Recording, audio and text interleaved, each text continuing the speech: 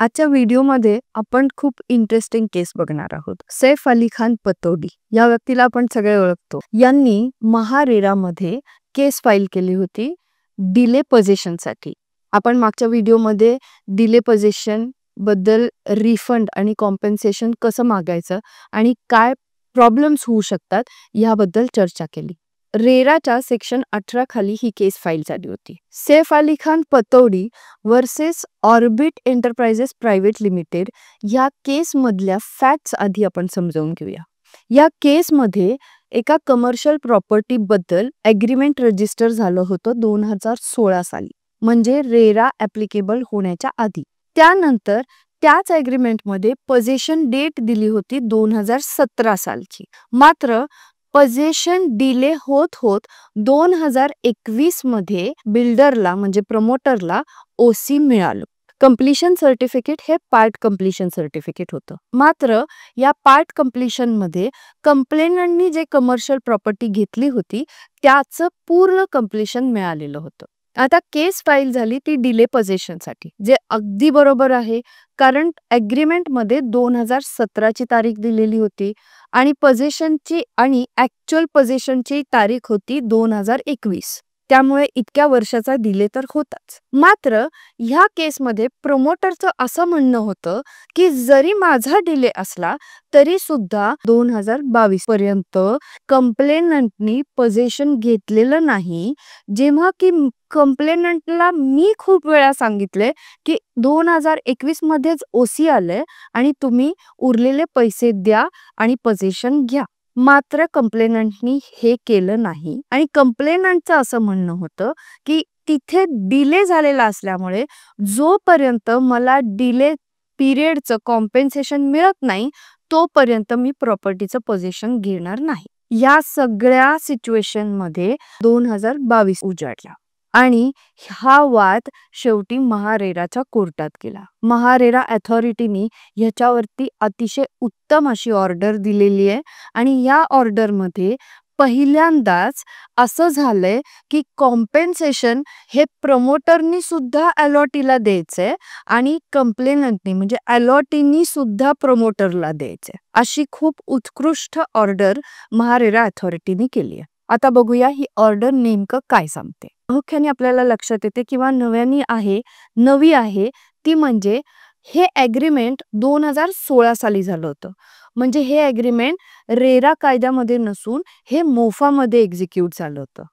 या ऑर्डर मध्ये रिस्पॉन्डंटनी म्हणजे प्रमोटरनी असंही म्हटलं होतं की ही केस रेरा कायद्यामध्ये येत नाही, कारण हे एग्रीमेंट 2016 साली एक्झिक्यूट झालं होतं. म्हणून या ऑर्डर मध्ये अथॉरिटीने असंही म्हटलेलं आहे की एग्रीमेंट जर मोफा कायद्यामध्ये रजिस्टर झालेलं असेल तर डिलेसाठी पहिले 6 महिने तुम्ही कन्सिडर करू नका. म्हणजे 6 महिन्याची सूट रिस्पॉन्डंटला म्हणजे प्रमोटरला दिली गेली, कारण एग्रीमेंट मोफा कायद्याखाली रजिस्टर झालं होतं. तर दुसरी महत्वाची गोष्ट म्हणजे याच्यामध्ये इंटरेस्ट रेट हा 18% सांगण्यात आला होता.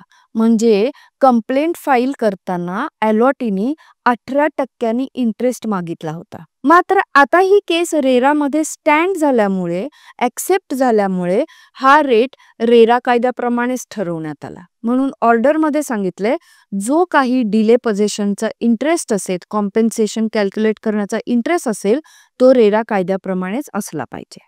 तिसरी महत्वाची गोष्ट म्हणजे या केसची ऑर्डर 2022 मध्ये झाली आहे, पण ह्या केसमध्ये ओसी म्हणजे कंप्लीशन सर्टिफिकेट प्रमोटरला 2021 फेब्रुवारी मध्ये मिळाले. म्हणून अथॉरिटीने ऑर्डर करताना सांगितलं की जो काही डिले पोझेशनचा इंटरेस्ट असेल तो जी डेट एग्रीमेंट मध्ये दिलीये 2017 ते ओसीच्या डेट पर्यंत म्हणजे फेब्रुवारी 2021 पर्यंतच कॅल्क्युलेट करण्यात यावा. त्यामध्ये देखील कोविडचा पिरियड मायनस करण्यात यावा.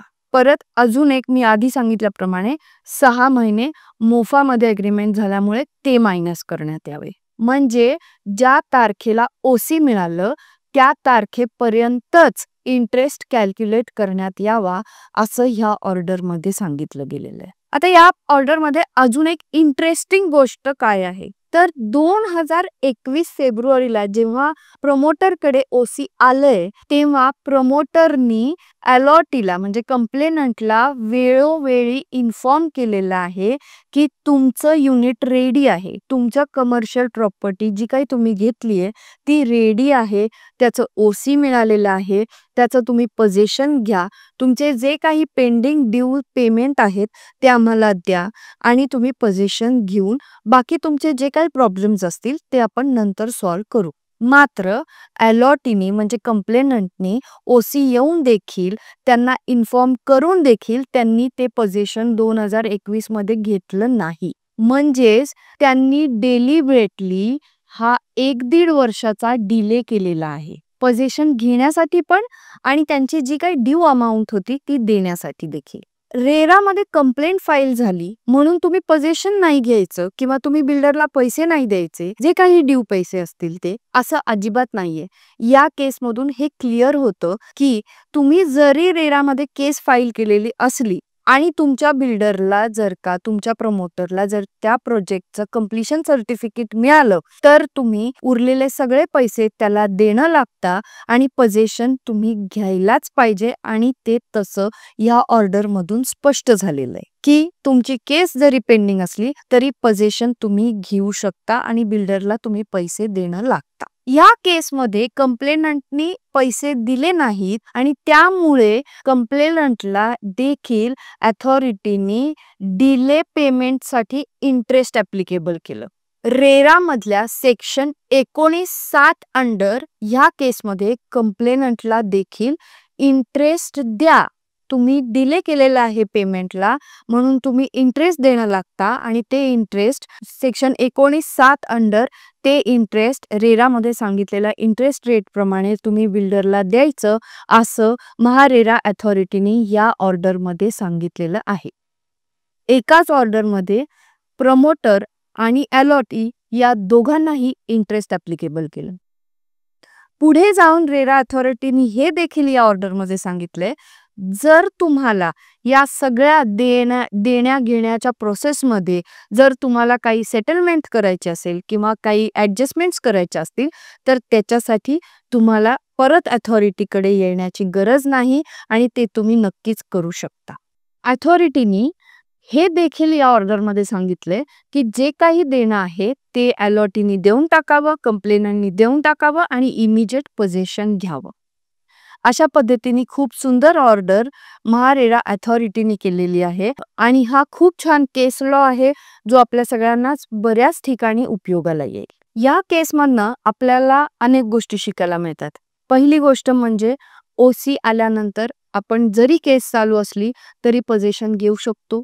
दुसरी गोष्ट म्हणजे इंटरेस्ट रेट अवास्तव काहीही लिहिलेला असला तरी रेरा कायद्यामध्ये इंटरेस्ट रेट जो आहे त्याच इंटरेस्ट रेटनी तुम्ही कॉम्पेन्सेशन मागू शकता किंवा तुम्हाला कॉम्पेन्सेशन द्यायचं आहे. तिसरं म्हणजे कुठल्याही पद्धतीत महारेरा अथॉरिटी फक्त अलॉटीजच्याच फेवरमध्ये किंवा फक्त प्रमोटरच्याच फेवरमध्ये ऑर्डर करतात असं अजिबात नाहीये. धन्यवाद. तुम्हाला हा व्हिडिओ जर आवडला असेल तर व्हिडिओला लाईक करा आणि रेरामध्ये अजून माहिती मिळवण्यासाठी आमच्या चॅनलला सबस्क्राईब करा.